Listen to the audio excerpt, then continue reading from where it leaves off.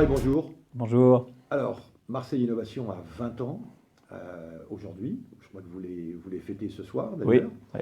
Alors, 20 ans, moi j'ai envie de vous poser une question parce que vous êtes depuis le début de cette aventure. Je veux dire, c'était comment il y a 20 ans? Oui, c'est une vraie question intéressante. Parce que à la fois 20 ans, ça passe très très vite, et à la fois tout est différent. Enfin, vraiment, le monde est vraiment différent. En tout cas, le monde dans lequel on essaie de dire des choses. Alors, sur l'innovation, c'est vrai que quand on dit aux gens, ah oui, allez voir Christian Rey, l'homme de l'innovation, mais l'homme de l'innovation de 2017, c'est pas du tout celle d'il y a 20 ans. Il y a 20 ans, on parle pas de numérique. Est-ce qu'on utilisait le terme d'innovation aussi souvent qu'aujourd'hui? On faisait de la technologie.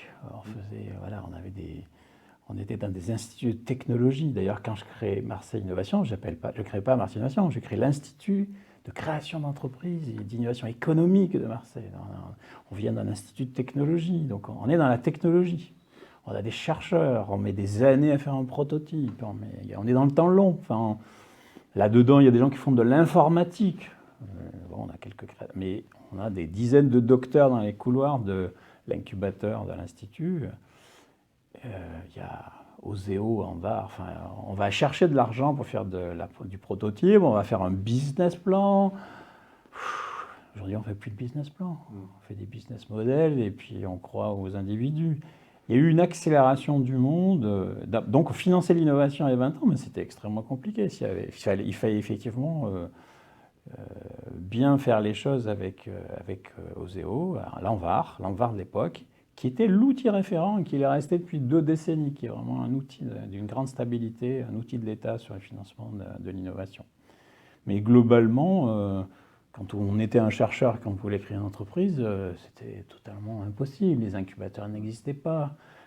La loi Allègre n'existait pas, on n'avait pas cette capacité à se mettre en détachement, les gens faisaient un cachette.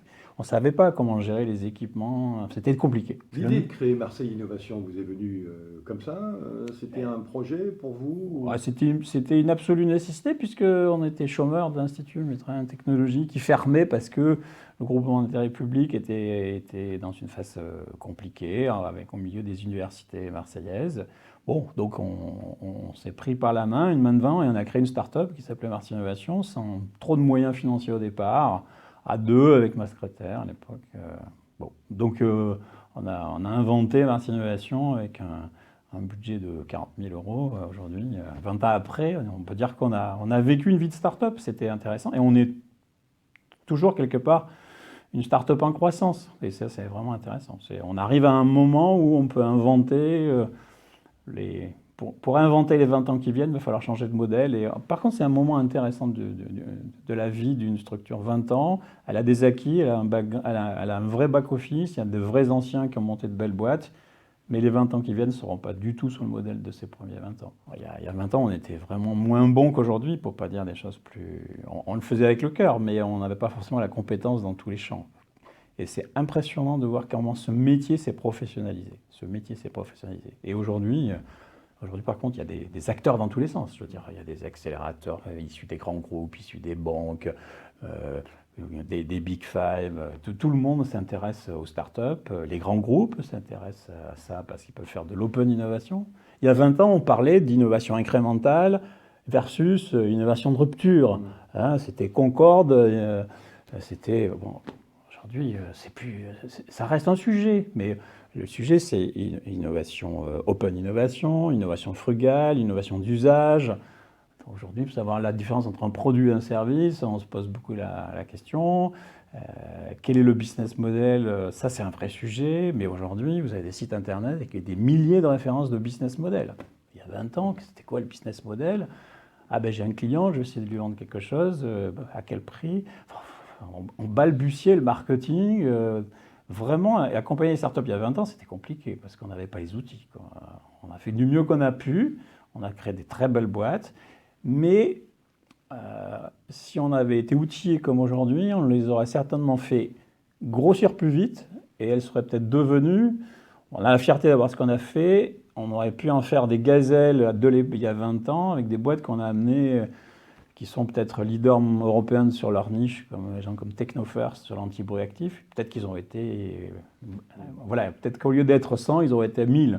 Mais ça, il y a 20 ans, on n'avait pas les outils. Ouais. Vous êtes fier quand même du résultat aujourd'hui?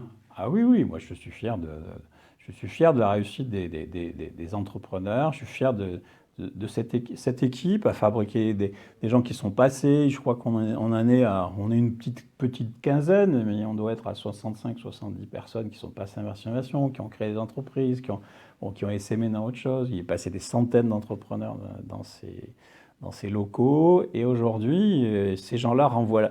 On est en train de leur dire, OK, maintenant il faut que vous êtes la grande famille Immersion Innovation, il faut que vous soyez solidaires parce que comme les modèles changent, il faut que vous deveniez voilà, des mentors, des parrains, que vous fabriquiez la communauté intelligente. Il faut donner du sens et de la valeur à ces 20 ans passés. Il faut donner du sens et de la valeur parce que moi je suis à un moment où il va falloir commencer, on a vraiment commencé à transmettre parce qu'il faut passer le flambeau. Et ça ne se fera plus comme ça vient de se faire, avec un management un peu voilà, incarné.